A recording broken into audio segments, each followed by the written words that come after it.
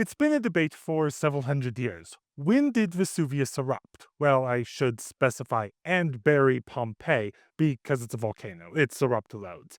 This isn't an easy question. The classic date is August 24th. That's because one of our ancient sources tells us this explicitly. Pliny the Younger was an eyewitness to the eruption, and he wrote a letter where he dates the eruption to the ninth day before the calends of September, or August 24th. Except it's not that simple, because it's never that simple. As I've been at pains to say many times, we don't have what Pliny wrote. What we have are copies of copies, and some of these copies of copies suggest a date later than August 24th. This was especially desirable when archaeological evidence started emerging that many people felt was unsatisfying with an August date. However, recently Peter W. Foss traced the manuscript edition of Pliny's letter, and he found that you could trace a line of copies where it's ambiguous whether a key letter is an N or a U/V. The distinction doesn't matter quite yet.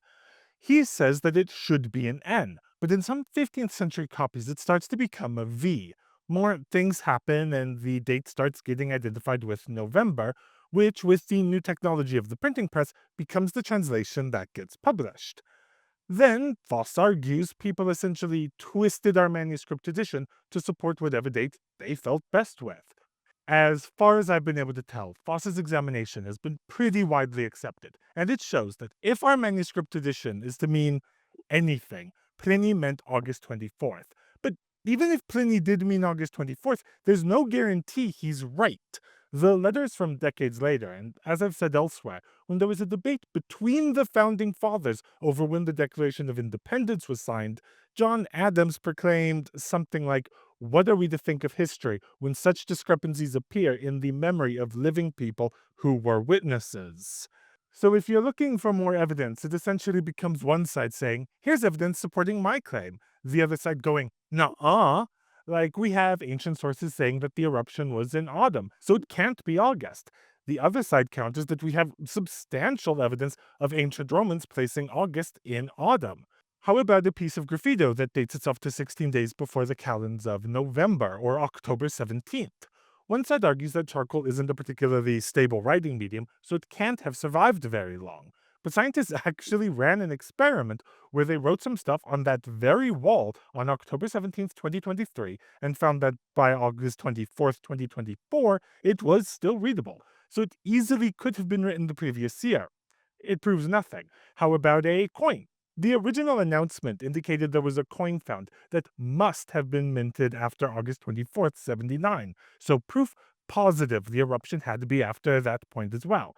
But according to classicist Alison E. Cooley, when the British Museum published high-resolution photographs in preparation for an exhibition, it became clear that the coin could easily have been minted in July or August, so it doesn't say much. People were found wearing heavy woolen clothes, which suggests it wasn't that hot, or that rocks were falling from the sky and people were protecting themselves through any means necessary. There are tons of pieces of evidence each side throws out. A land tortoise, garum production, wine production, pomegranate harvests, wind direction, Greenland ice sheet. All of it inconclusive, which isn't very fun, but it is how science, and especially history, like real history, not the history people try to sell you on, goes. It's not about answers, it's about weighing probabilities and asking which probability is more likely. One side has eyewitness testimony. We're literally told it was August 24th. That's why it's a big deal that Foster seemingly ended that debate, at least for now. The other side has a ton of, not proof, but facts they argue fit more happily with the later date. And there is no right answer, which is really annoying because there is definitely a right answer to when Vesuvius erupted. We just don't know it. But on that note, throughout this entire video, we've consistently made one big assumption, and it's an assumption we've never tried to justify, that this date is right, the 79 ACDE date. As far as I've been able to tell, that comes from Dio Cassius. According to Penelope Allison, while the precise date of 24 August for the eruption of Mount Vesuvius that buried Pompeii is debated, there seems little reason to dispute Dio Cassius's account that the event occurred in AD 79, even though it was written some 150 years later. I have been a researcher for a very long time, and that phrase, little reason to doubt, jumps out at me. I have little reason to doubt many things, but that doesn't mean I know it. And little reason to doubt is not the same as knowing. It generally means there's nothing really to be gained by litigating it, and there's no good evidence either way. But that's not fun because Dio Cassius's account says that giants started appearing on the landscape, and these giants were flying. It has fantastical elements, and even the less fantastical elements are potentially dodgy. One Cambridge book says Dio, like many popular writers, completely misunderstands the process of Pompeii's destruction.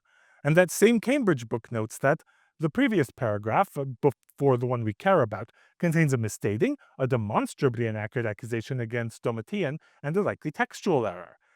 It gets worse.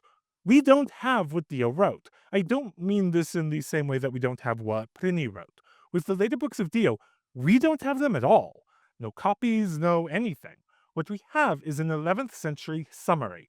As Charles Murison comments, there are many problems confronting anyone who tries to comment on books 64 through 67 of Dio's Roman history. We care about book 66. Of these, the greatest is also the most obvious, the state of the text. Indeed, strictly speaking, we have to admit that these books do not really exist. What we have is a narrative cobbled together from Byzantine epitomes, collections of excerpts, and scattered quotations. Now, this is under-discussed. If a source even mentions the unclarity of the year, it's only to hand-wave it away. So if anyone can tell me a good, solid, logical reason it has to be 79, please, comments, please. But until then, if, as we should, we have the discipline to throw out the probably reliable manuscript edition of what Pliny said about it being August, we should also have the discipline to examine the probably less reliable data of 79. Except, does it really affect anything? Well, let's assume that the eruption was actually an 80 ACDE for narrative purposes. The coin is now a non-starter as for evidence, and nothing else has changed, really. And that's a problem with the date debate as a whole. Does it matter? Alison Cooley commented about Pompeii. It was not large and important like Naples of Puteoli, and not fashionable like Stabie or Baiae. No Pompeian ever made his or her name in Roman literature or politics, and no crucial moments in history hinged on events in Pompeii. Which, harsh, but writing in Forbes, Christina Kilgrove counters that to a bioarchaeologist, the date does matter, because say you're trying to figure out what diseases were circulating. Well, some diseases are seasonal, so if you're wrong about the time of year of the mass casualty event, you're wrong about all sorts of aspects of disease ecology. It also matters because it has a direct bearing on what the people of Pompeii were doing that day. The book Escape from Pompeii, The Great Eruption of Mount Vesuvius and Its Survivors by Stephen L. Tuck, says that the question matters because if it was in late August, he says that the area's villas would be filled with seasonal residents and their retinues because people tried to ditch Rome in August. But if it's October, they likely had gone back to Rome. It also matters for whether and where the main market was that day. So it might matter, but really it's a lesson in how fragmented, contradictory, and in general dodgy our historical evidence actually is.